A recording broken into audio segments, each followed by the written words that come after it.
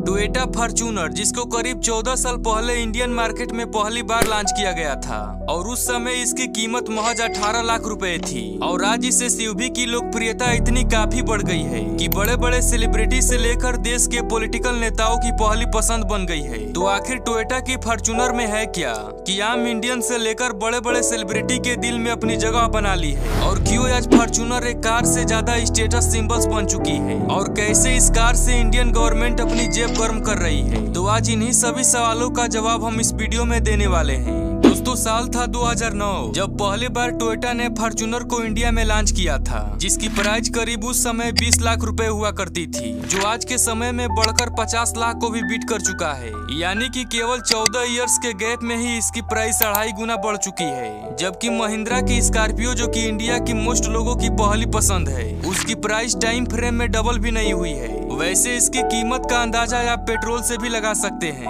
क्योंकि अगस्त 2009 में पेट्रोल की प्राइस 45 रुपए हुआ करती थी, जो आज 2023 में करीब 100 रुपए हो चुका है। मतलब कि इसने भी 2.2 टाइम से अधिक की जंप नहीं लगाई है। तो ऐसे में फॉर्च्यूनर में ऐसी क्या बात है कि इंडिया जैसी सेंसिटिव मार्केट में भी यह कार एक ड्रीम जैसा है, जबकि इस कार में कोई भी एडवांस फीचर नहीं है, और तो और एक्सपर्ट भी इसे ओवर प्राइस कंसीडर करते हैं। तो दोस्तों, इसके बारे में जानने के लिए हमें फॉर्च्यूनर की हिस्ट्री को थोड़ा झांकना होगा। दरअसल फॉर्च्यूनर को जापानीज ऑटोमोबाइल कंपनी टोयोटा ने बनाया है, और इसे सबसे पहले दिसंबर 2004 में हुए थाईलैंड मोटर्स इवेंट में रिवील किया गया था। इस कार को सबसे पहले मलेशिया, इंडोनेशिया, थाईलैंड और कोलंबिया में लॉन्च किया गया था। लेकिन अभी तक तो फॉर्च्यूनर उतना फेमस नहीं हुआ था। लेकिन इसकी किस्मत तब बदली जब इसे अगस्त 2009 में इंडिया में लॉन्च किया गया। अब उस समय तो इंडियन में कम एसयूवी की मार्केट को देखते हुए टोयोटा ने शुरू में केवल हर महीने 500 कारें का ही प्रोडक्शन बनाया था। लेकिन टोयोटा के एक्सपेक्टेशन के बिल्कुल ही विपरीत हुआ,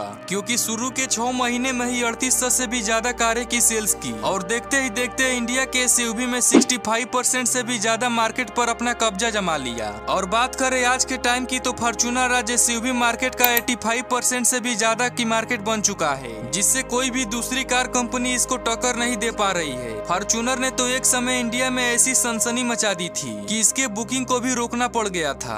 और बात करें आज की सेल्स की, तो फॉर्च्यूनर हर महीने 3000 से 4000 कारें बेच रही है, और यह आंकड़ा दिन पर दिन बढ़ता ही जा रहा है। दोस्तों, टोयोटा का एम एक ऐसी कार बनाना था जो कंफर्ट और लुक्स के मामले में टॉप क्लास हो, और टोयोटा के फॉर्च्यूनर में हमें ये सभी खूबियां बखूबी देखने को मिलती है। लेकिन टोयोटा फॉर्च्यूनर की सक्सेस का सबसे बड़ा राज छुपा था इसकी इंजन परफॉर्मेंस पर। जब टोयोटा ने इसका पहला वेरिएंट इंडिया में लॉन्च किया था, तो उसमें 3 लीटर डीजल का टर्बो इंजन था, जो 171 bhp की पावर जनरेट करता था, और इसका टॉर्क 343 Nm था।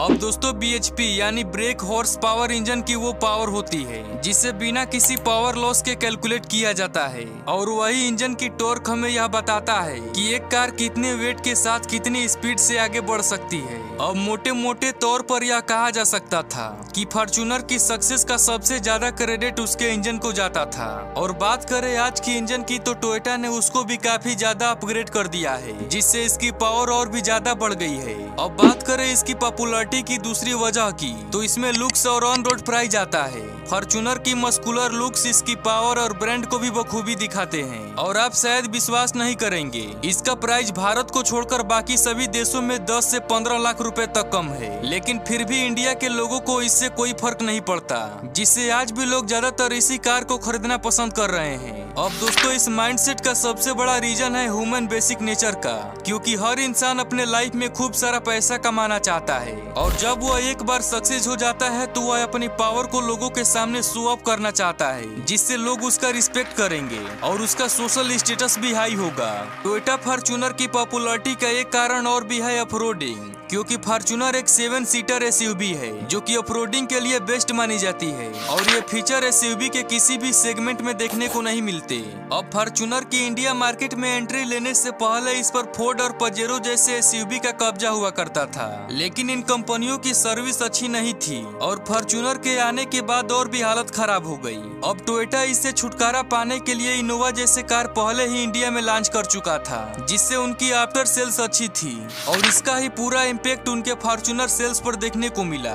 टोयोटा ने अपने प्रोडक्शन से न सिर्फ इंडियन कस्टमर का दिल जीता बल्कि उनकी पहली पसंद भी बन गई। अब दोस्तों बाकी देशों के मुकाबले आज भी भारत में ज्वाइंट फैमिली का कल्चर है, जिसमें काफी सारे फैमिली मेंबर्स होते हैं और हम इंडियन ग्रुप में ही कहीं जाना पसंद करते हैं। अब फॉर्च्यूनर में एनफ स्पेस भी है जो इसे लॉन्ग जर्नी के लिए परफेक्ट कार बनाता है। लेकिन अब सबसे बड़ा सवाल ये उठता है कि क्या ये सभी रीजंस फॉर्च्यूनर की लगातार बढ़ते प्राइस को जस्टिफाई करते हैं, क्योंकि अगर देखा जाए तो आज के टाइम पर फॉर्च्यूनर का प्राइस 50 लाख को भी क्रॉस कर चुका है।